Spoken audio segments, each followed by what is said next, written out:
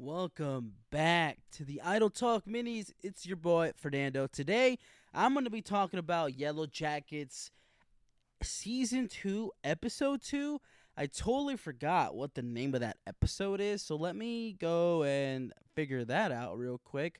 But while I do that, I'm going to give you the rating that I gave this episode. I give this episode a solid 9 out of 10.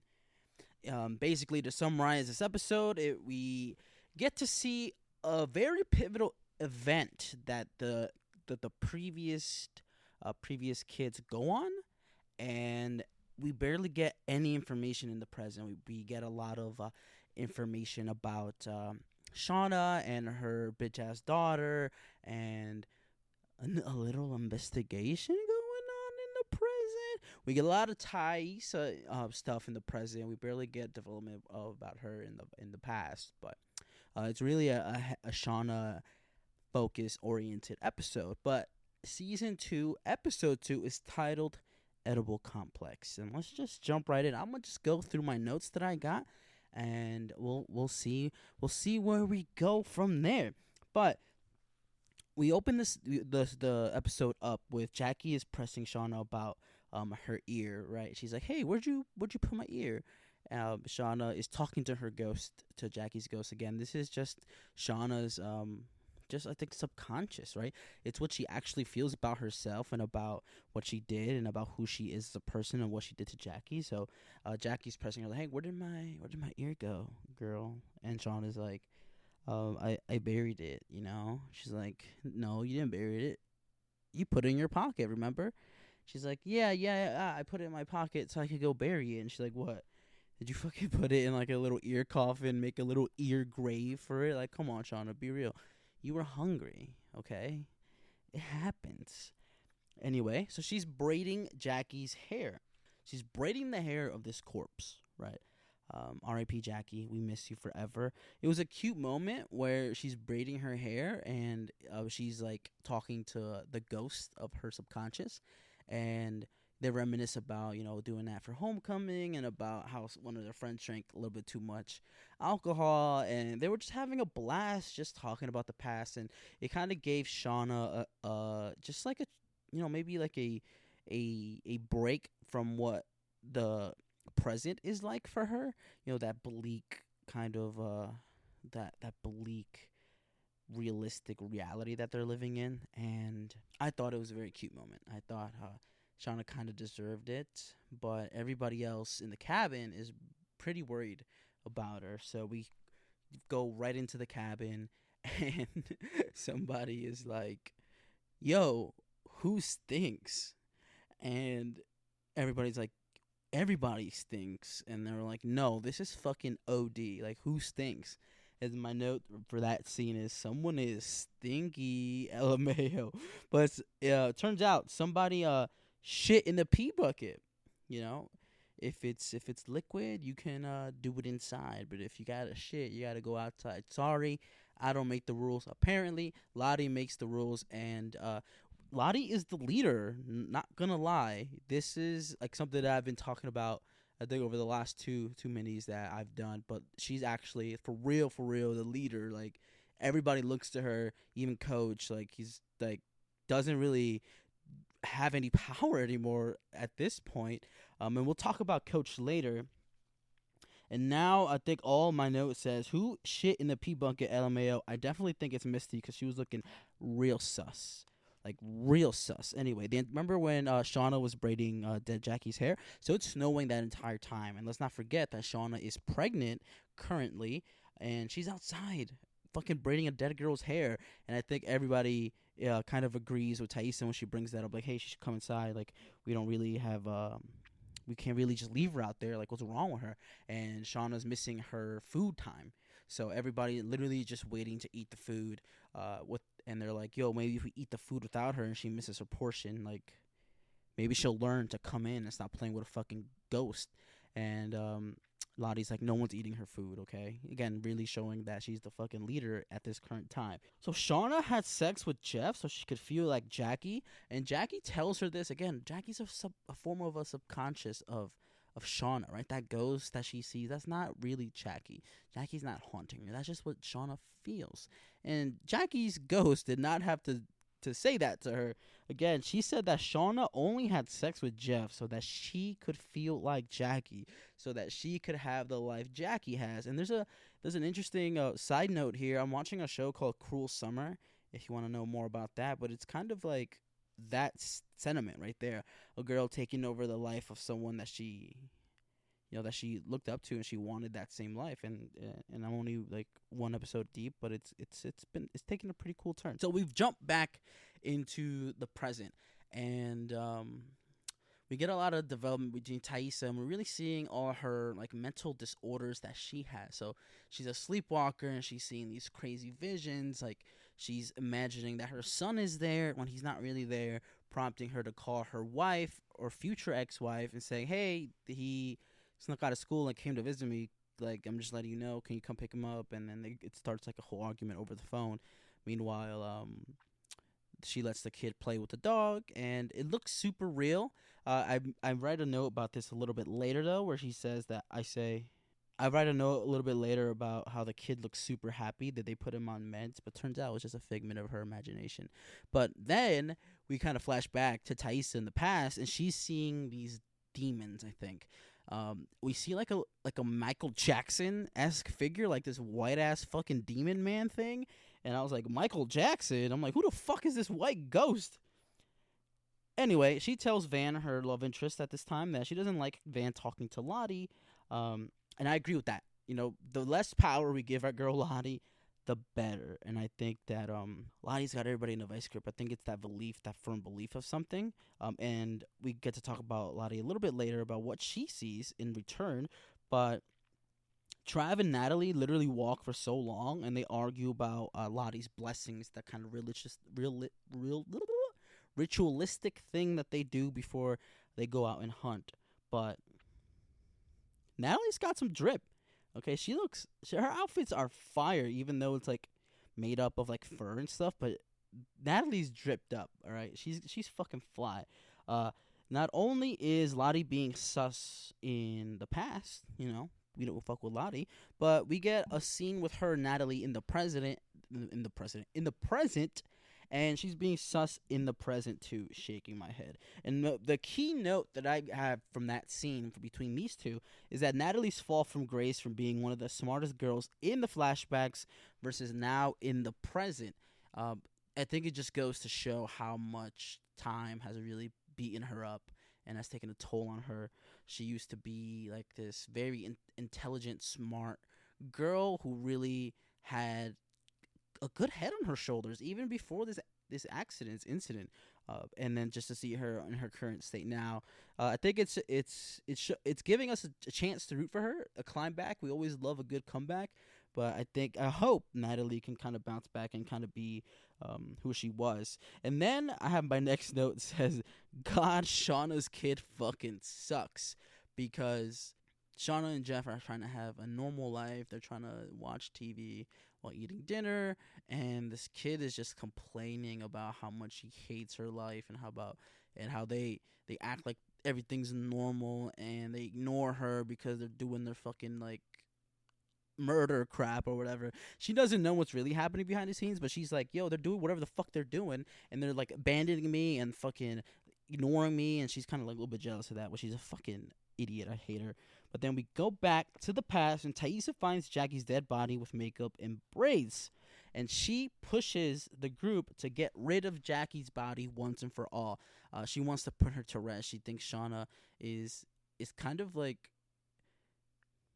not letting go to the point where it's unhealthy and it's a little bit insane, and she pushes to cremate the body. And I put cremation in all caps, and I was like, that's violation.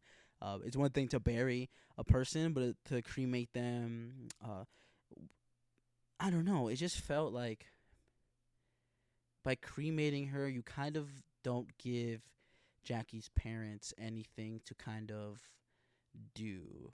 You take that power away. Like, of course, as a parent, you wouldn't want to bury your kid, but as a parent, I think I would like the opportunity to do so. I wouldn't want to just be like, oh, you just burned my child.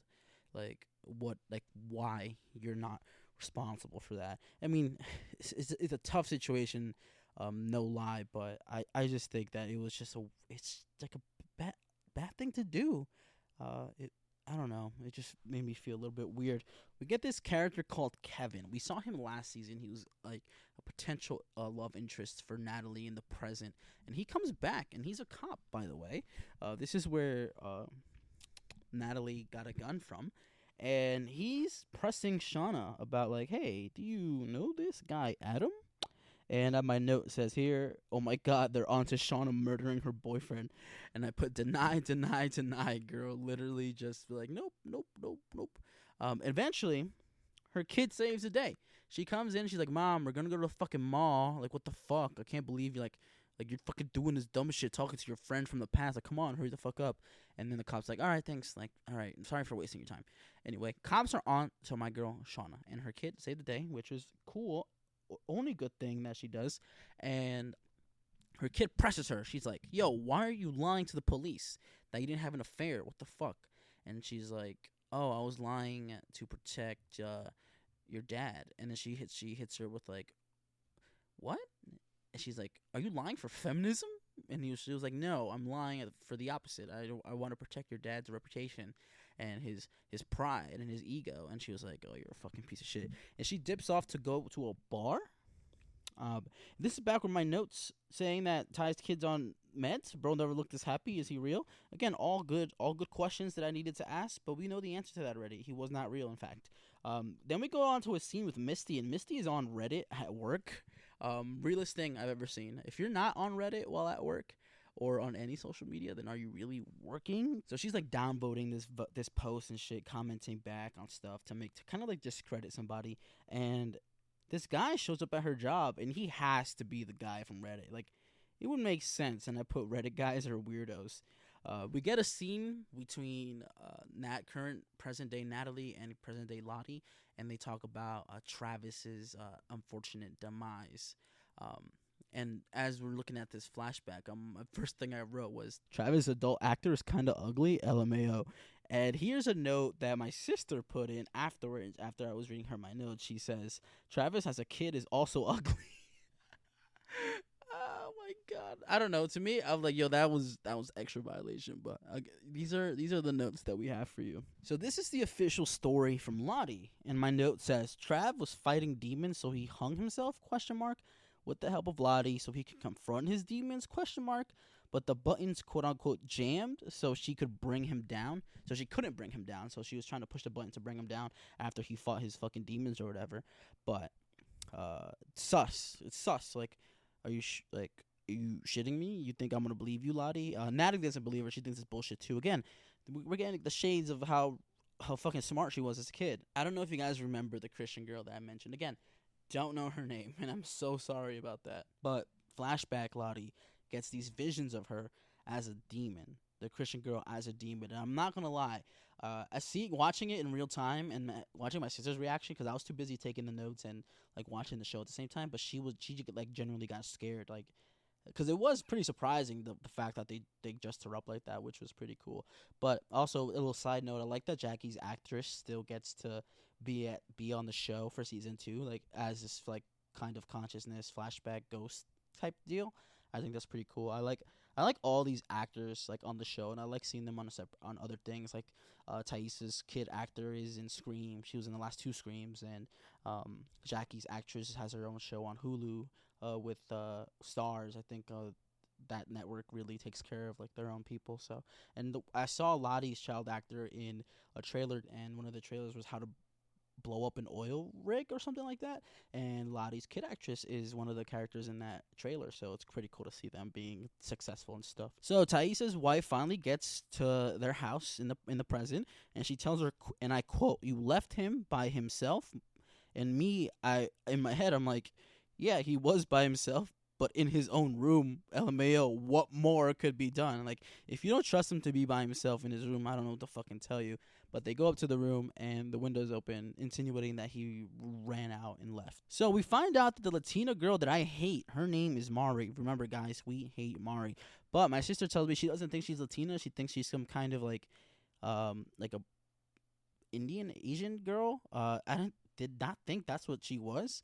I'm gonna have to kind of figure that out soon. But for now, Mari, we hate Mari no matter what her ethnicity is. Um, at this point, we have christened Shauna's kid. Her name is Callie, but we call her Calorie. So we're in a bar with Calorie, and she's flirting with a grown ass man. She's a senior in high school, even though she's lying, saying she goes to Rutgers or whatever. But apparently, this man's name is Jay. So Jay is sus. My previous thought was that Jay was the same guy from the Misty scene. The Reddit guy? Is Jay the Reddit guy? Who knows? Anyway, we flash back, and Lottie keeps saying that Javi is alive, even though Natalie went on to cut her leg and to get a rag and put blood on it and leave it hanging somewhere.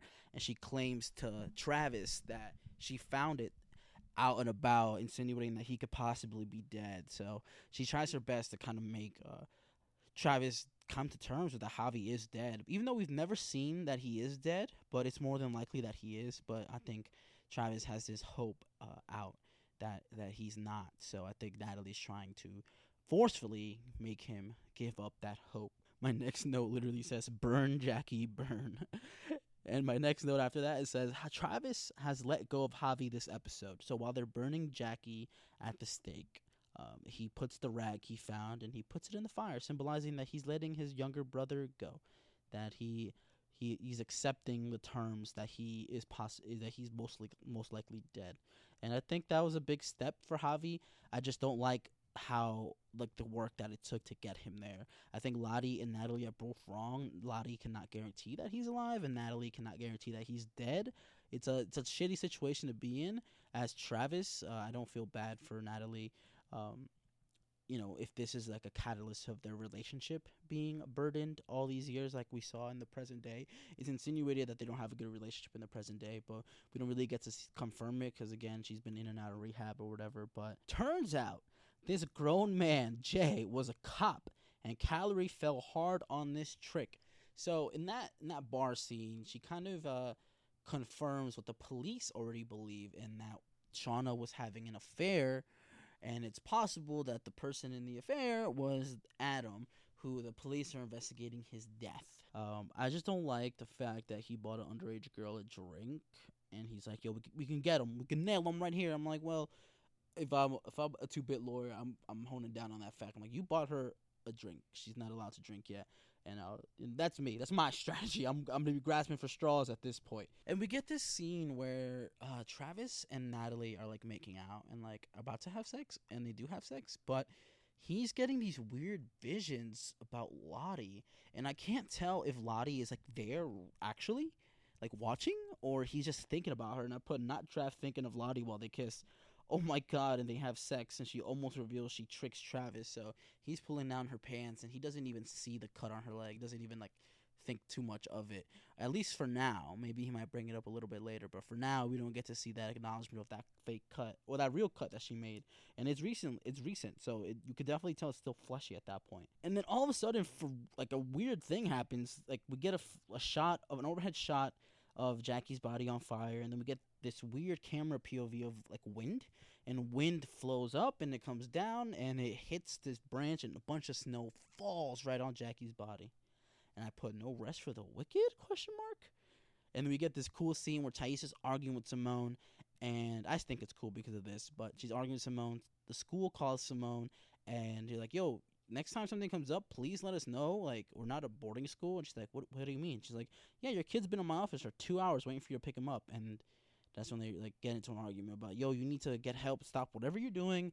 Literally go out and get help because you desperately need it." And my note is, crashed the car. They actually crashed the car. Me, gasp.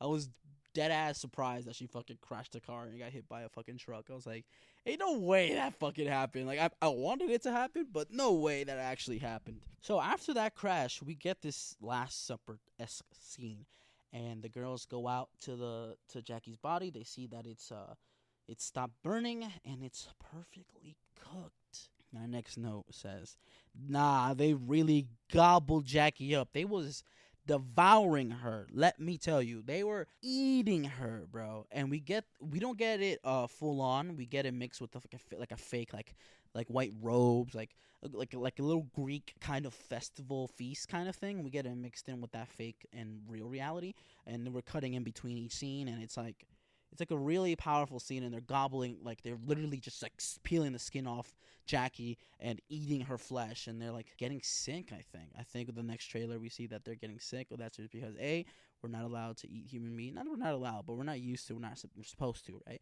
And B, they haven't eaten so much and so long that their body's like reacting negatively towards that. It's just a symptom of like under eating all the time. My last note before I get to this article that I found, it says, "Someone save Coach, please." Coach literally is watching these girls eat Jackie, and he just closes the door, bro. He's like, "I can't. I'm not part of this. I can't do this." So someone please save Coach, and Coach only. Someone get him out. He needs help. He's got no leg. Who says he's not next type shit? So I'm worried about Coach. I'm really worried. I don't think I remember seeing him in the first episode in the flashback where they get rescued, but I'm genuinely worried about Coach. So here's some snippets I found from an article. It says, Yellowjackets cast members threw up filming the gruesome episode 2 ending. Quote, "What we were picking at seemed so real that our brains couldn't decipher, and we were all gagging as soon as they called cut." Co-showrunner Jonathan Lisco adds, "One of our many mantras is that the show is not about whether cannibalism happens. We tell you that in the plot. It's about why. As for filming the scene, let's just say it's one of the actors won't soon forget. It was definitely shocking for us when we walked in and saw dead Jackie on the wood." Sophia Nali says, I don't know how to say that last name. "Even though we were eating fake like rice paper, the image was so vivid. What we were picking at seemed so real. Our brains couldn't decipher, and we were all gagging as soon as they called cut. It was gross." Jasmine Saver Brown adds, "It was rice paper for the skin, and the inside was jackfruit. The consistency felt like flesh. A couple people threw up, and if you think that's bad, it's only episode 2. Again, episode 2, 9 out of 10 for me. Great episode, great start of the season so far. We knew that this was eventually going to happen, the cannibalism. The fact that we got it in episode 2 so clear and so vivid is just a sign of what's to come. I think there's also 10 episodes this season. I really don't know where the story can go from here. I don't know if we're gonna go more supernatural with Lottie. Is she actually like possessed? Does she actually have certain powers or whatever? We don't know. But that was episode 2 of season 2 for Yellowjackets. Again, come back next week. Let's talk about episode 3. They premiere every Friday on Showtime, Paramount Plus, Hulu. If you got the Stars add-on. I personally love this show. It's amazing. Yeah, and I'll see you next time for another Yellowjackets breakdown or note review. This is mostly my notes that I had for the episode, but yeah, we'll catch you next week. Same time, same place. Peace.